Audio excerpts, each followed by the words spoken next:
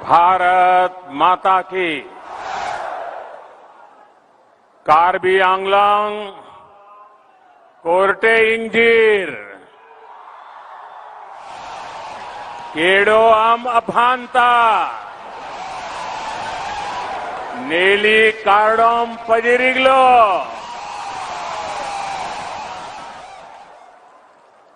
असम के राज्यपाल श्री जगदीश मुखी जी, असम के लोकप्रिय मुख्यमंत्री श्री हिमंता बिस्वा शर्मा जी, कार्बी राजा श्री राम सिंह रोंगहांग जी, कार्बी आंगलांग ऑटोनोमस काउंसिल के श्री तुलसीराम रोंगहांग जी, असम सरकार में मंत्री श्री पीयूष हजारिका जी, जोगेन मोहन जी, संसद में मेरे साथी श्री होरेन सिंह बेजी, विधायक श्री भावेश कलिता जी, अन्य सभी जनप्रतिनिधिगण और कार्बी आंगलांग के मेरे प्यारे बहनों और भाइयों,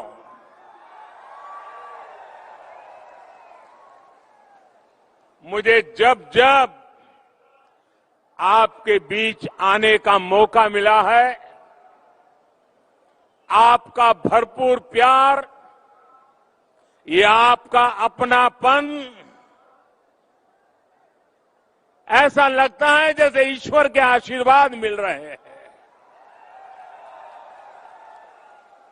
आज भी इतनी बड़ी संख्या में आप यहां आए, दूर दूर से हमें आशीर्वाद देने आए, और वो भी उमंग, उत्साह और उत्सव के मूड में, रंग बेरंगी अपनी परंपरागत वेशभूषा में।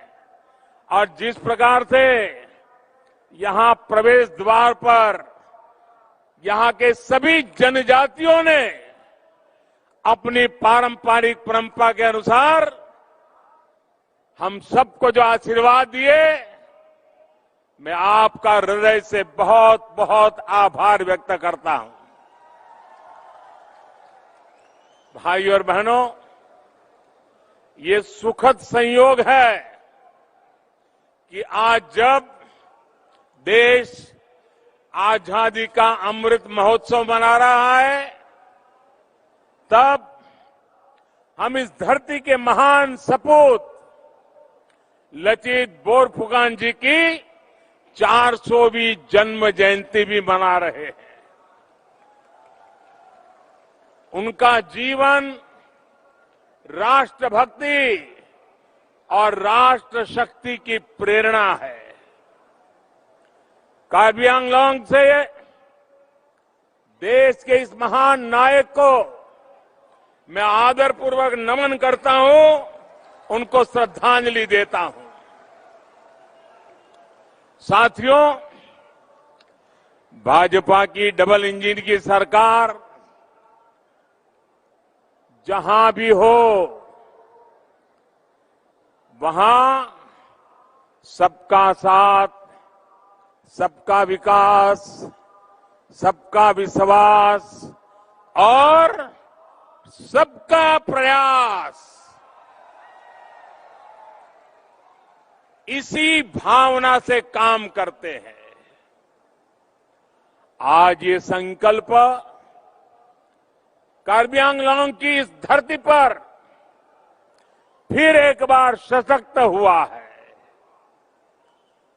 असम की स्थायी शांति और तेज विकास के उसके लिए जो समझौता हुआ था, उसको आज जमीन पर उतारने का काम तेज गति से चल रहा है। उस समझौते के तहत 1000 करोड़ रुपए के अनेक प्रोजेक्ट का शिलान्यास आज यहां पर किया गया है। डिग्री कॉलेज हो, वेटरनरी कॉलेज हो, एग्रीकल्चर कॉलेज हो, ये सारे संस्थान यहां के युवाओं को नए अवसर देने वाले हैं। साथियों, आज जो शिलान्यास के कार्यक्रम हुए हैं, वो सिर्फ किसी इमारत का शिलान्यास नहीं है। ये सिर्फ किसी कॉलेज का, किसी महाविद्यालय का, किसी इंस्टीट्यूशन का शिलान्यास नहीं है। ये मेरे यहां के नौजवानों के उज्जवल भविष्य का शिलान्यास है।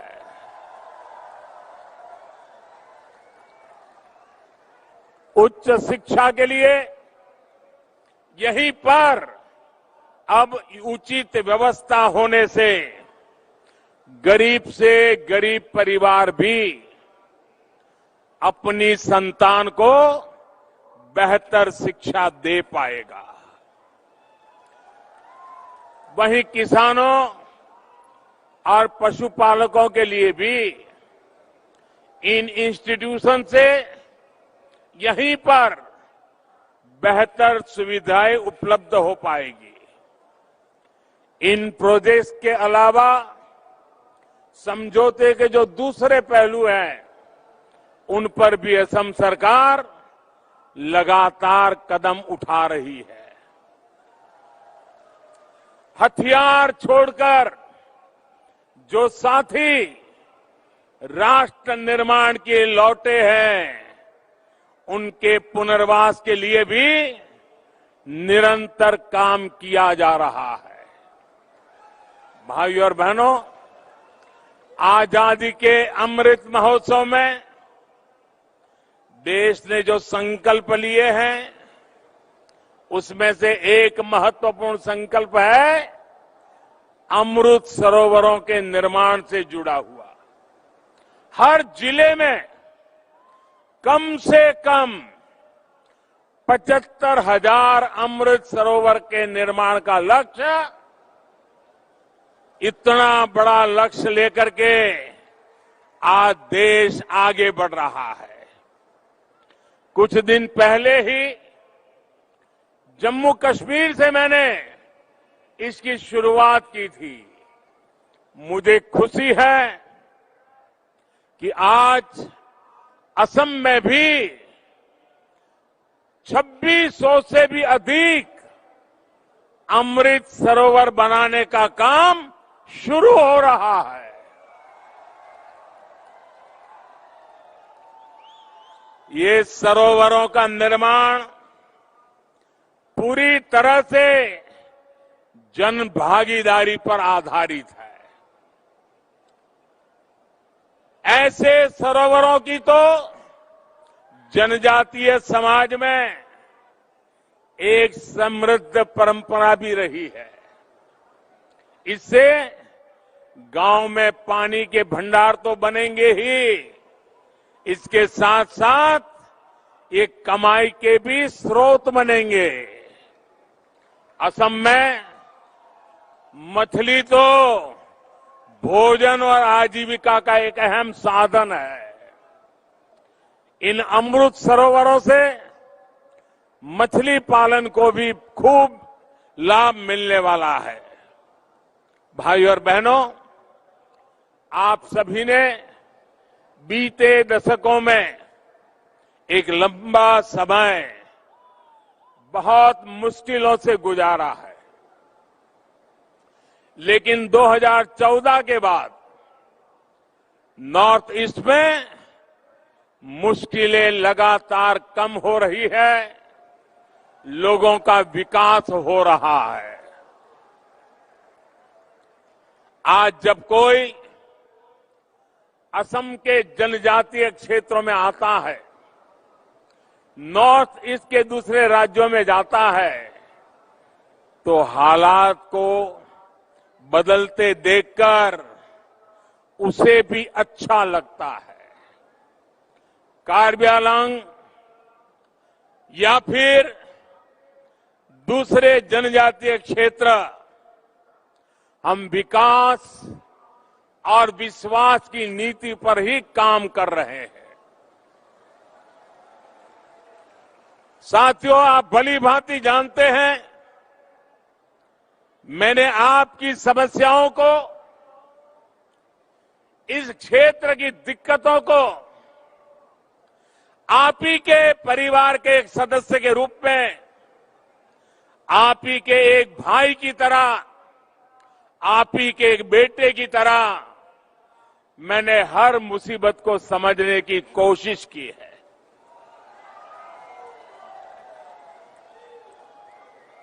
और आपने मुझे बुद्धि से कम दिलों से ज्यादा समझाया है।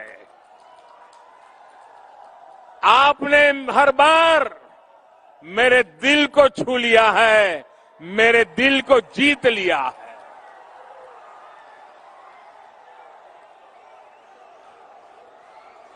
जब परिवार के सदस्य के रूप में हम सब एक परिवार की तरह समाधान खोजते हैं, तो उसमें एक संवेदनशीलता होती है,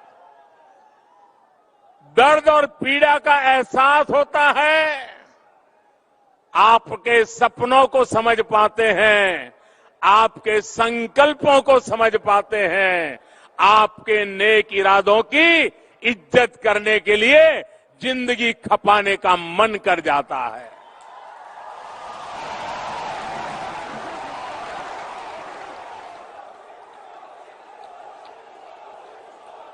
साथियों,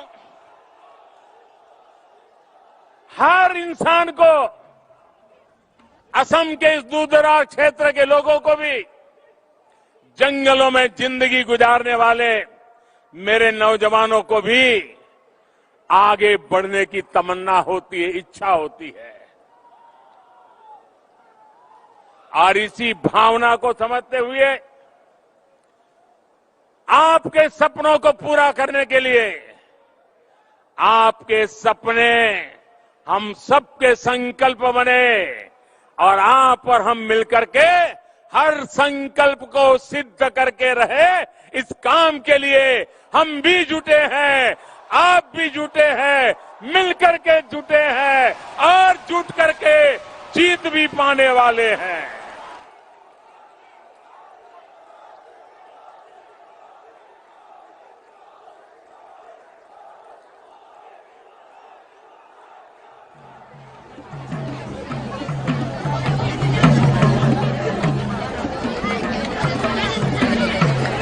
भाई और बहनों,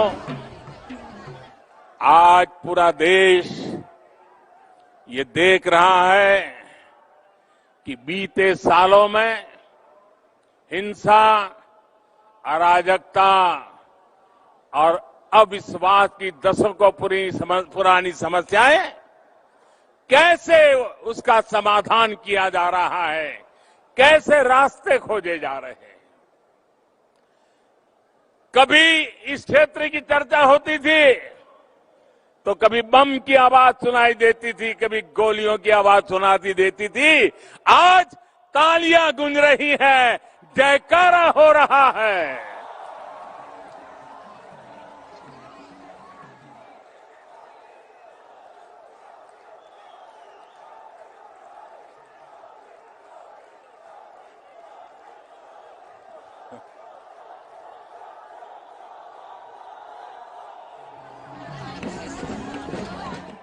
पिछले वर्ष सितंबर में कार्बी आंगलांग के अनेक संगठन शांति और विकास के रास्ते पर आगे बढ़ने का संकल्प लेकर के जुड़ गए। 2020 में बोडो समझौते ने स्थायी शांति के नए द्वार खोल दिए। असम के अलावा त्रिपुरा में भी एनएलएफटी ने शांति के पथ पर कदम बढ़ाए। करीब 2.5 दशक से जो ब्रू रियांग से जुड़ी समस्या चल रही थी, उसको भी हल किया गया। बाकी जगहों में भी स्थायी शांति के लिए हमारे प्रयास लगातार चल रहे हैं, गंभीरता से चल रहे हैं। साथियों, हिंसा से, अशांति से जो सबसे अधिक प्रभावित होते रही है, जिनको सबसे ज्यादा दुख सहना पड़ा है, जिनके आंसू कभी सूखे नहीं है, वो हमारी माताएं हैं, हमारी बहनें हैं, हमारे बच्चे हैं। आज मैं जब हथियार डालकर जंगल से लौटते नौजवानों को अपने परिवार के साथ परिवार के पास वापस लौटते देखता हूं, और मैं जब उन माताओं की आंखें देखता हूं, उन माताओं की आंखों में जो खुशी महसूस होती है, हर्ष के आंसू बहने लग जाते हैं। मां के जीवन को एक शांति मिलती है, संतोष मिलता है, तब मैं आशीर्वाद की अनुभूति करता हूं। आज यहां पर भी इतनी बड़ी संख्या में माता बहनें आई हैं। इन माताओं बहनों का यहां आना, आशीर्वाद देना, ये भी शांति के प्रयासों को नई शक्ति देते हैं, नई ऊर्जा देते हैं। इस क्षेत्र के लोगों का जीवन, यहां के बेटे बेटियों का जीवन बेहतर हो, इसके लिए केंद्र और राज्य की डबल इंजन की सरकार पूरी शक्ति से काम कर रही है, समर्पण भाव से काम कर रही है, सेवा भाव से काम कर रही है। भाई और बहनों, असम में, नॉर्थ ईस्ट में सरकार और समाज के सामूहिक प्रयासों से जैसे जैसे शांति लौट रही है, वैसे वैसे पुराने नियमों में भी बदलाव किया जा रहा है। लंबे समय तक armed forces special power act आपसा नॉर्थ ईस्ट के अनेक राज्यों में रहा है, लेकिन बीते 8 सालों के दौरान स्थायी शांति और बेहतर कानून व्यवस्था लागू होने के कारण हमें आपसा को नॉर्थ ईस्ट के कई क्षेत्रों से हटा दिया है। बीते 8 सालों के दौरान नॉर्थ ईस्ट में हिंसा की घटना में करीब 75% की कमी आई है। यही कारण है कि पहले त्रिपुरा और फिर मेघालय से आपसा को हटाया गया। असम में तो 3 दशक से ये लागू था। स्थितियों में सुधार न होने के कारण पहले की सरकारें इसको बार बार आगे बढ़ाती रही, लेकिन बीते वर्षों में हालात को ऐसे संभाला गया कि आज असम के 23 जिलों से आपसा हटा दिया गया है।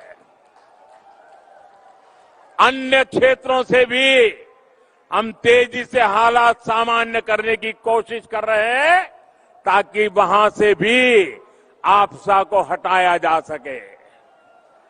नागालैंड और मणिपुर में भी इस दिशा में बहुत तेजी से काम किया जा रहा है।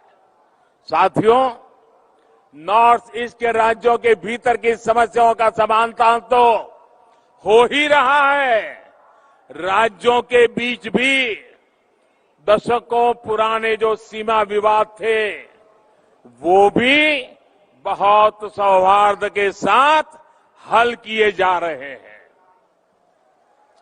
मैं हेमंता जी और नॉर्थ ईस्ट के दूसरे मुख्यमंत्रियों को भी आज विशेष बधाई दूंगा कि उनके प्रयासों से नॉर्थ ईस्ट अब देश की सशक्त आर्थिक इकाई बनने की ओर अग्रसर है।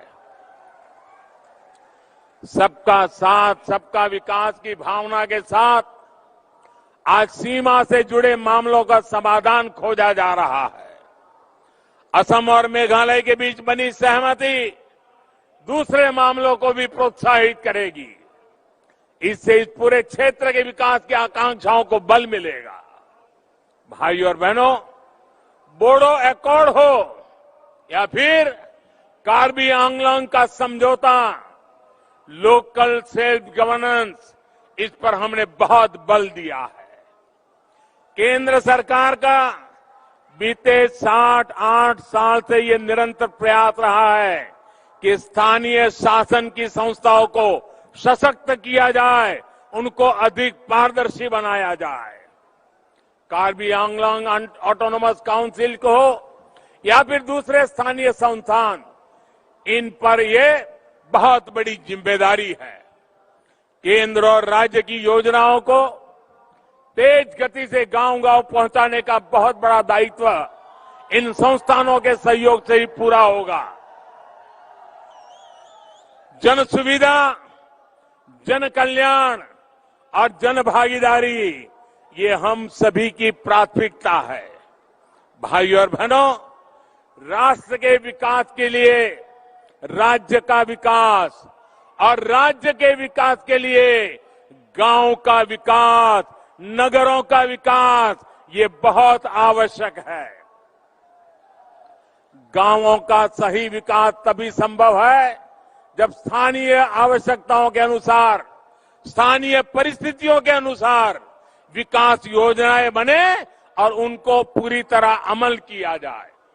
इसलिए बीते वर्षों में केंद्र की योजनाओं में हमने स्थानीय जरूरतों को बहुत ध्यान में रखा है।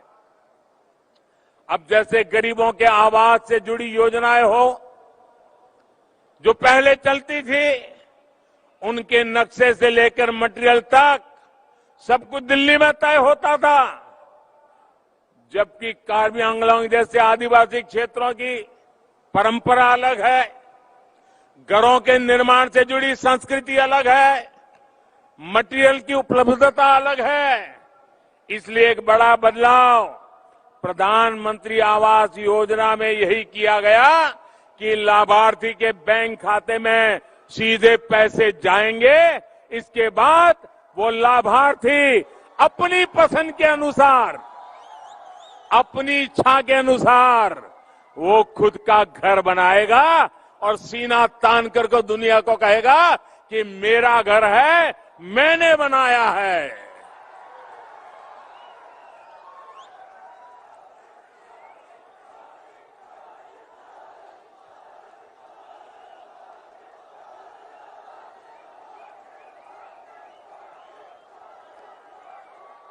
हमारे लिए ये प्रधानमंत्री आवास योजना ये कोई सरकार की कृपा का कार्यक्रम नहीं है। हमारे लिए प्रधानमंत्री आवास योजना गरीबों के सपनों का महल बनाने का सपना है, जो गरीब की इच्छा के अनुसार बनाने का सपना है। गांव के विकास में गांव के लोगों की अधिक भागीदारी की ये भावना हर घर जल योजना में भी है। घर घर जो पाइप से पानी पहुंच रहा है, उसको गांव की पानी समितियां ही मैनेज करें, और उसमें भी समितियां में ज्यादातर माताएं बहनें हो, क्योंकि पानी का महत्व क्या होता है वो माताएं बहना जितनी समझती है ना, इतनी मर्दों को समझ नहीं आती है। और इसलिए हमने माताओं बहनों को केंद्र में करके पानी की योजनाओं को बल दिया है। मुझे बताया गया है इस योजना के शुरू होने से पहले तक जहां 2% से भी कम गांवों के घरों में यहां पाइप से पानी पहुंचता था, अब लगभग 40% परिवारों तक पाइप से पानी पहुंच चुका है। मुझे विश्वास है जल्द ही जल्द असम के हर घर पाइप से जल पहुंचने लग जाएगा। भाइयों और बहनों, जनजातीय समाज की संस्कृति, यहां की भाषा, यहां का खान पान, यहां की कला, यहां का हस्तशिल्प, ये सभी सिर्फ यहां की ही नहीं, ये मेरे हिंदुस्तान की धरोहर है।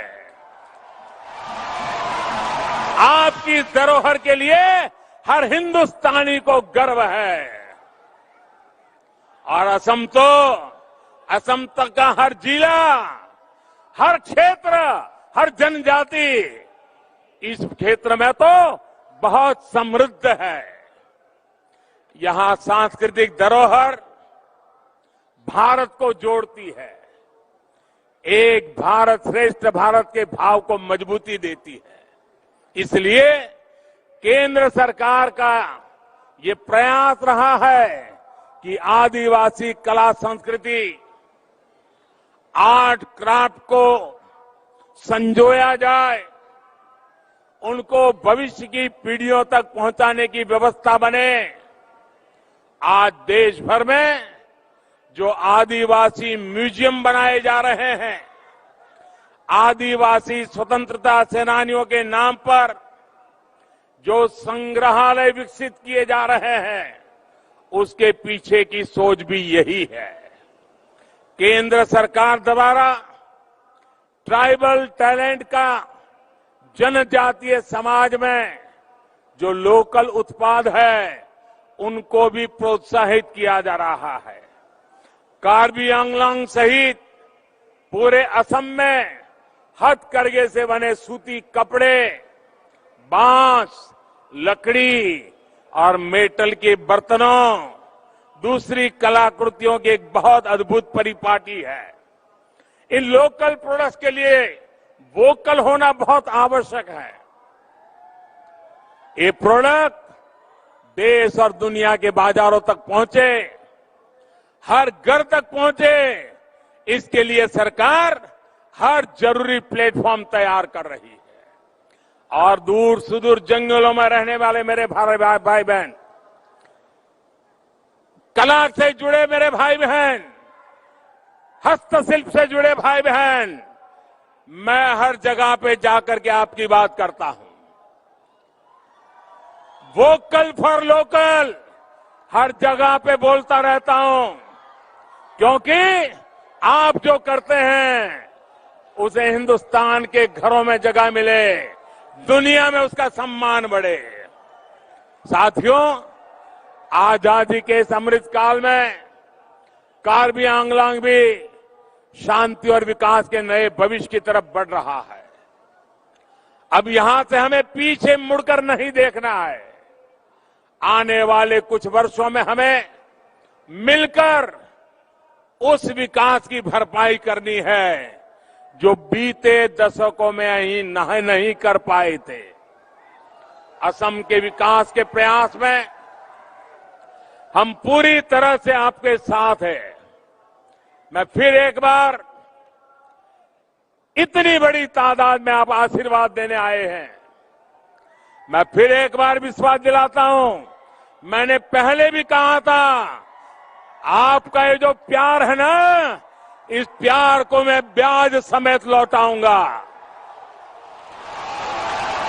विकास करके लौटाऊंगा। मेरी आपको बहुत शुभकामना है।